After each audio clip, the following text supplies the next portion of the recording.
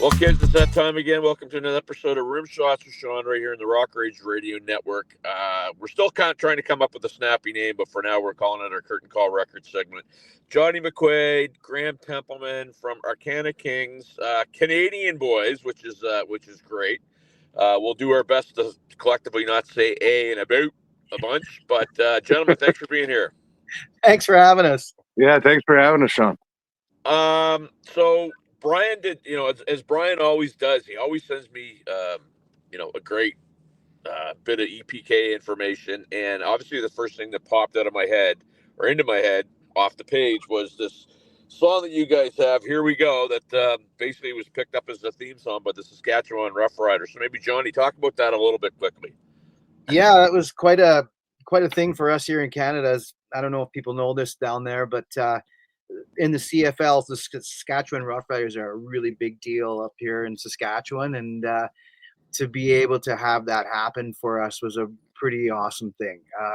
I just remember, we didn't know much about it at first. What happened was the phone just kind of blew up one day, and I was like, what is going on? Is there an emergency or something? And I started getting all these texts from friends that were at the game and saying they're playing your music and they're running out on the field to it right now, and it's what is going on? So, of course, I wasn't at the game at that time, and we got some video and some stuff like that from that happening, and I was just like, oh, this is awesome. So it was pretty intense moment for us, really.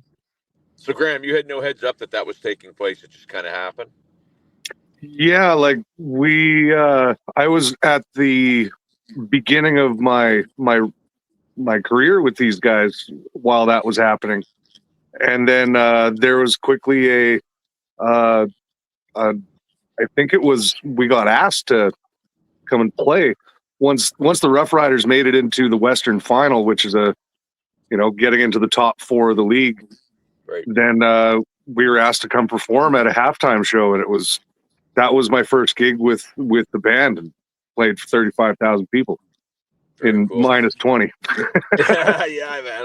A lot of people in the States, well, some of them would understand. I have a friend that lives in Arizona, and he was watching a little bit of the Grey Cup, because I don't know if you guys had it, but on my socials, there was this controversy about the Jonas Brothers, and it was like, oh, yeah. Basically, here's the deal. And I know this because I know some people that work with the marketing company.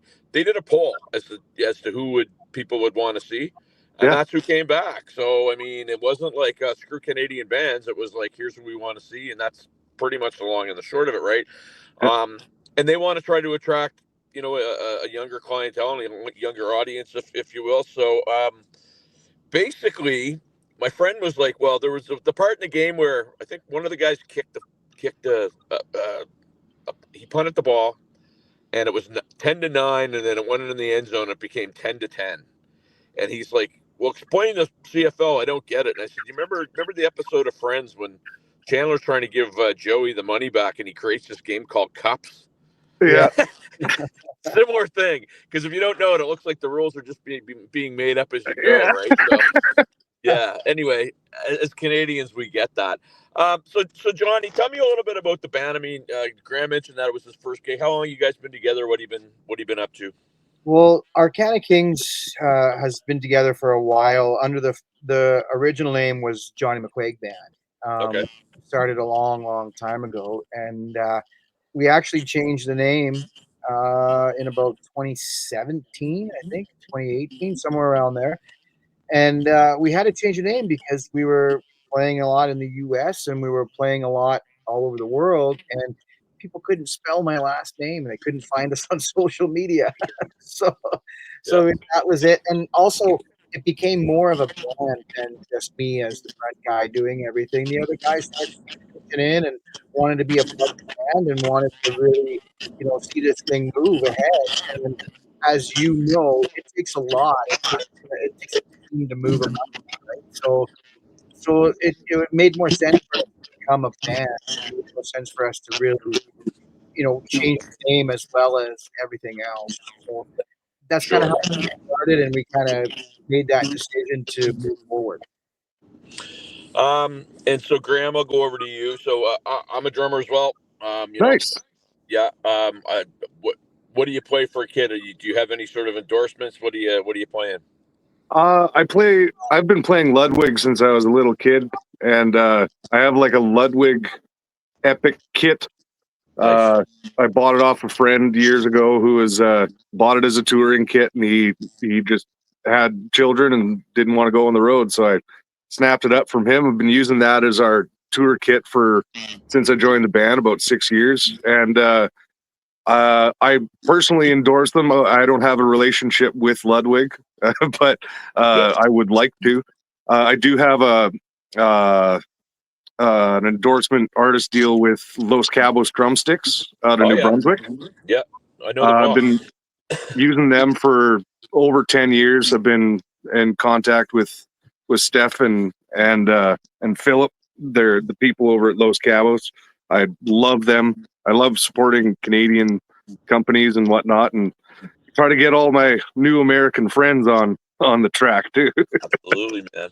I'm a Mapex artist, which they've treated me amazingly well. Beautiful. And the only challenge is if you have to do a show where there's backline and they don't have Mapex, so I always try to bring something, be it a snare or whatever, so that I honor my commitments.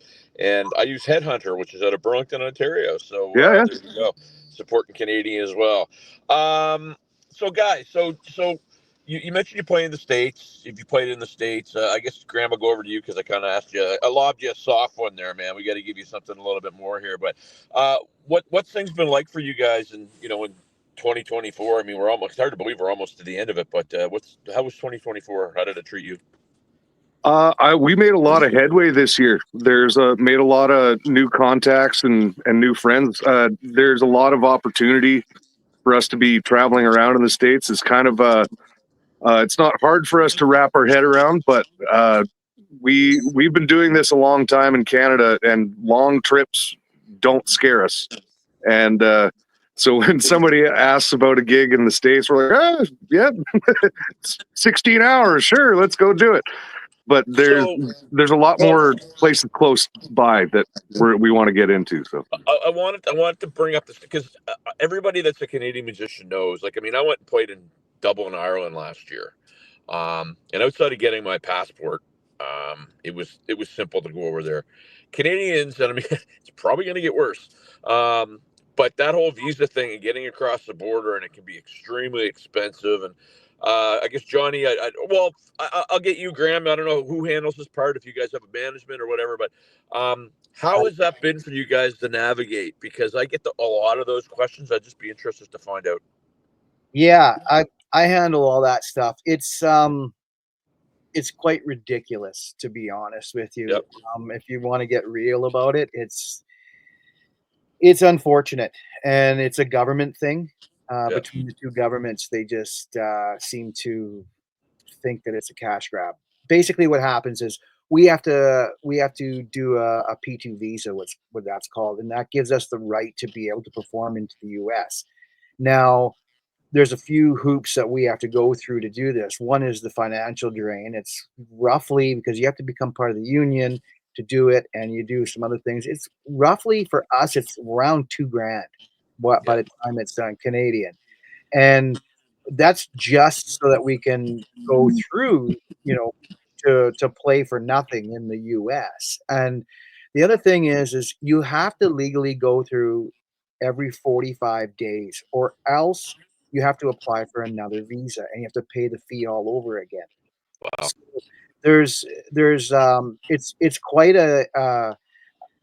just a crazy situation right now, and it's a government thing. And apparently, like, I've talked to our union about it, and there's lobbyists, and there's this and there's that, but you know how it is in the government. Nobody gets anything done, and as long as somebody's hands out, someone's going to get the money. And it's just the way it is, and you have to play that game. It's kind of ridiculous. Now, from our understanding, for Americans coming up through the U.S., it's a very small fee, like if at all.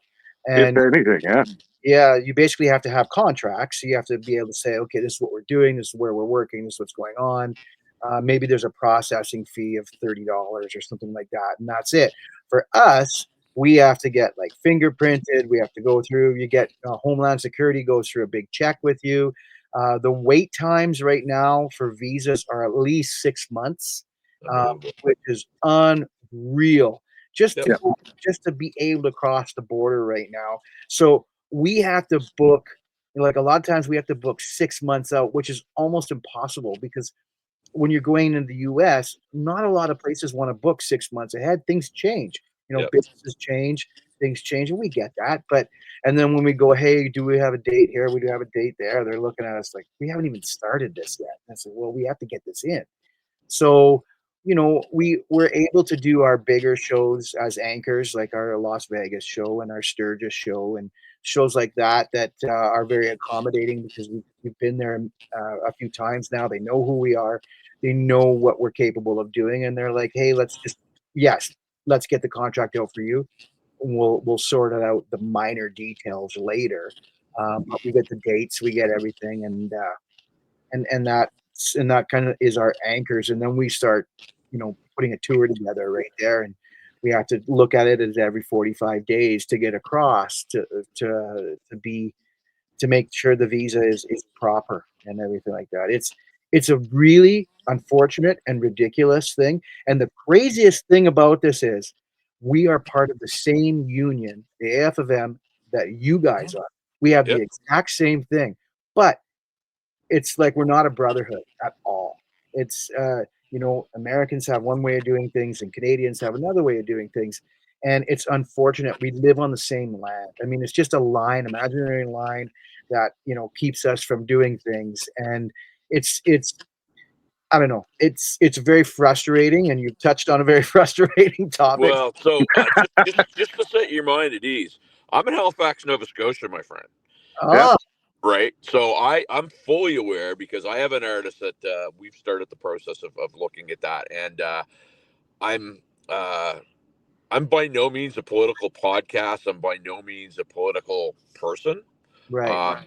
I just know what makes sense to me from something that's smart and something that's stupid. And for whatever reason, a lot of government seems to be very stupid. And I don't mean stupid like intellectually stupid, just a lot of red tape, a lot of process Yeah. that, double duties, duplication. And my thought is that a lot of that stuff, if they had a handful of people that dedicated themselves to it, it wouldn't be as cumbersome. The fees, cash grab. I mean, that's as political as I'll get about it. Yeah. Cash grab. But we as Canadians, man, we're apologetic and we're nice, and keep taking it, and it's unfortunate. But It is unfortunate. It's I have yet to find a good reason why we have to do this. There is no one's explained it to me like, oh, you have to do this because of this and because of that. No one has ever said to us, and I've asked politicians, I've asked union members, and nobody has an answer. And well, that's what the most frustrating thing is.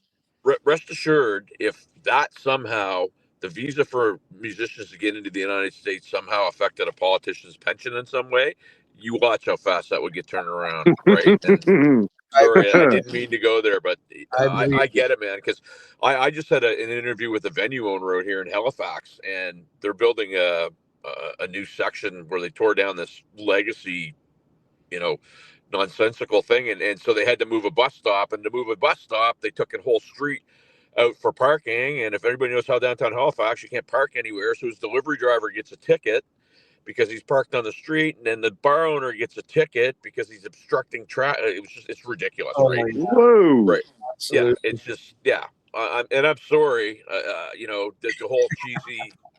Went to the school of hard knocks and rock and roll, but I think us three gentlemen sitting around a table could figure that out in about 2 hours. Yeah, Yeah, exactly. yeah. I Exactly. digress. I don't mean to get anybody wound up. So back to Arcana Kings. So you guys, 2024. It's hard to believe, man. We're a little over 4 weeks and it's done. 2025. I'm assuming you guys ain't letting the grass grow beneath your feet. You're putting some stuff together for next year. Absolutely. Yeah, So what's up? we have our regular gigs like St. Patrick's Day in Las Vegas. We play every year. I think St. Patrick's Day lands on a Monday this year, so we'll be there all the weekend prior, like we are every year. I Where do you play believe in that Vegas? on Fremont Street, on the First Street stage, Nice. right between Circa and across the street from the Golden Nugget. It's a great Awesome. experience. So much fun. Yeah. And so I think we're actually in the works right now to work our way over there from Daytona Bike Week in Florida. Nice. So that's happening around, end of February, beginning of March. And we're going to try and make our way over, may stop in Austin, Texas on the way. There's a bunch of amazing markets that we haven't yet fully touched on in between, a lot of space between Florida and Nevada. So Sure. we're going to be covering some bases at the beginning of the year here, and then off to our Sturgis stuff for the summer, more in the Midwest. Fantastic. So attention spans being what they are, gentlemen. I always used to like to keep this around 15 minutes because 15 minutes is our sweet spot where people actually pay attention, because I think it's very important that I get to do these interviews with folks like yourself. So, Johnny, just maybe quickly, you can tell my viewers / listeners where they might be able to find out more about Arcana Kings. Yeah, you can check us out on YouTube, on Spotify, Arcana Kings. Everything's under Arcana Kings. So check us out. And Website too. Website too. Yeah, we've got Facebook, Instagram. We've got it all, man. Everything. ArcanaKings.com. Awesome. Well, gentlemen, I want to thank you for doing this. I really appreciate it. Just trying to get some folks like you out there into the consciousness of my people, because I've got a very supportive group. And so thanks a lot. Well, we'd love to come and visit you out in the East too, man. Well, maybe we can make that happen, my friends. Good. Sounds Thank good. you, guys. We're back on the Rock Rage Radio Network after this. Cheers.